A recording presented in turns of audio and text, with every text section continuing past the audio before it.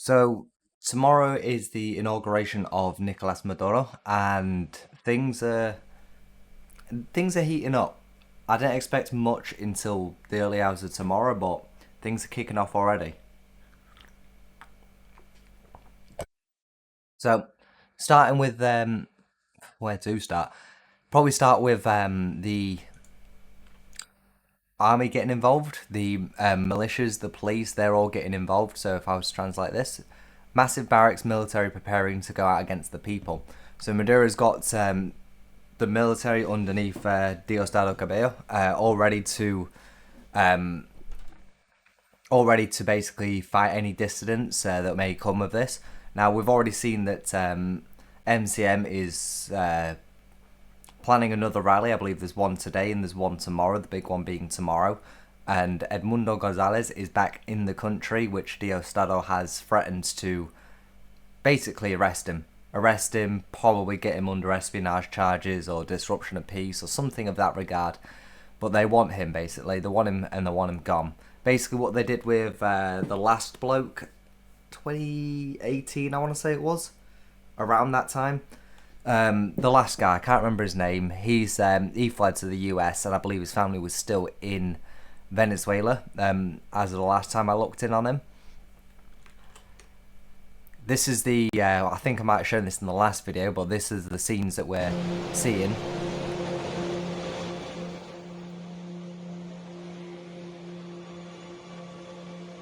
So these are some messages I got from the contact I always refer to. So they're forcing public employees to camp out the vicinities of Miraflores until Jan 10th. I had not, if I had not resigned, I would probably have had to stay there under threat. So what they've been doing is tax collectors, effectively. There's more to it than that, but the best way I can describe it is they're tax collectors. They go in, they check businesses and whatnot, and they're directly helmed by the government, which means anytime any protest or demonstration and they want to show support, they will get these people in with threat of their job and have them in plain clothes go into all these events. Sounds great. Not when it's used to sway public opinion to make you look more favourable than you actually are. And in this circumstance, there is active threat that these people will be attacked. These people will be, and the thing is, they're under threat on both sides. So the Maduro side is they're threatening to take their jobs, their livelihood, their only form of income, some of them, and the other side is the people that don't want this, that are not working for them. They don't want to see support. They are seen as the enemy, to which I fully understand, but it still means that these people are in a horrible situation where they're forced to comply. Otherwise, they could effectively go without food because, again, the economy is so fucked over there. Then we move on to the TikTok thing. So we're getting a little bit of Arab Springs in this. TikTok is blocked from 12 to 6, and even YouTube is blocked up from some internet servers. So we're getting talks of X and TikTok being explicitly being... can I zoom in on this? I don't think I can. Could do this, actually. There we go. Oh, I hate my mouse. Well, yeah. So we're getting talks of a lot of social media sites being shut down because that's where a lot of the dissonance is building online, because they have to, effectively. All the news services and they're all owned by Maduro if it's within the country, and they already damn and forbode that of foreign influence unless it fits their narrative. So unless you're Cuba, China or Russia, you are not getting any other information out there. So if we go on to here, we have users are reporting the blocking of TikTok from main operators in the country. Most can access it with a VPN. We read the report. So some can, some can't. Some VPNs are blocked, some aren't. So as I say, they're going to have a tough time trying to plug every leak that's happening. I imagine these are from the protests that are happening. So let's have a gander. Police officers arrive at a rally taking place in Los Ticas. Oh, that's where I went. Miranda State.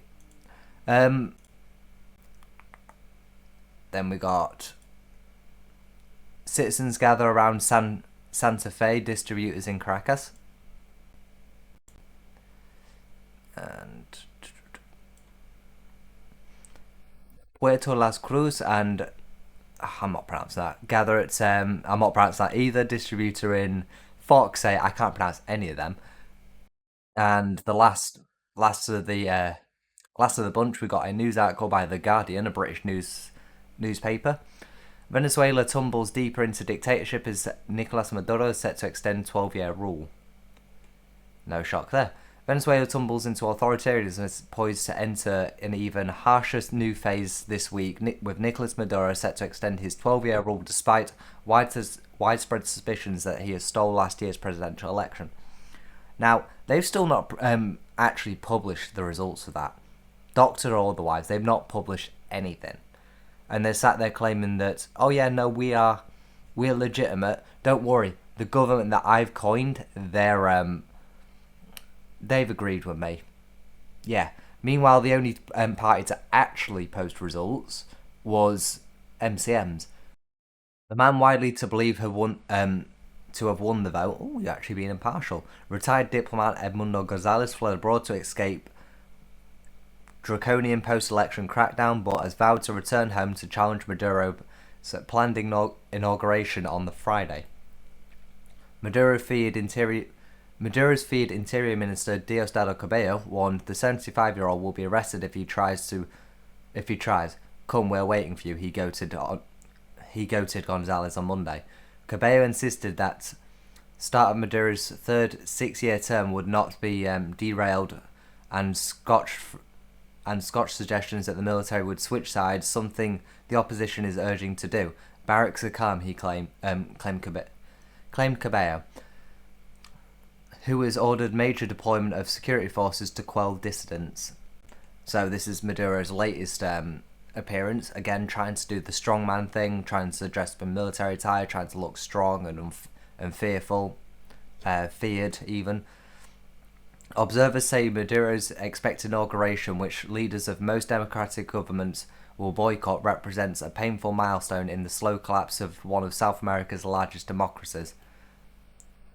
On the eve of Friday's ceremony in Caracas, activists accused Maduro's agents of abducting more than a dozen figures linked to opposition, including Gonzalez's son-in-law, Rafael Tuderes, human rights activist Carlos Carrera, and a prominent opposition politician called Enrique Marquez. A full-scale witch hunt is in swing, tweeted Ivan Briscoe, a Latin American expert from Christ. Okay. You get an idea of like the state of Venezuela at the moment, and I do urge like everyone, no matter who you are, where you are, to go out and protest this, to put political pressure on your leaders, to look into this, to hopefully bring some form of resolution to this problem. Maduro is a strong man, but he's only as strong as those willing to feared to fight for him. He's got Diosdado Cabello, he's got Vladimir, he's got the army, but loyalty is waning, and it is looking like he won't be in power much longer. Now, whether that's be one more term or not, but his days are numbered, and we are going to see Maduro eventually get pulled out of office, whether it's willingly or dragged out.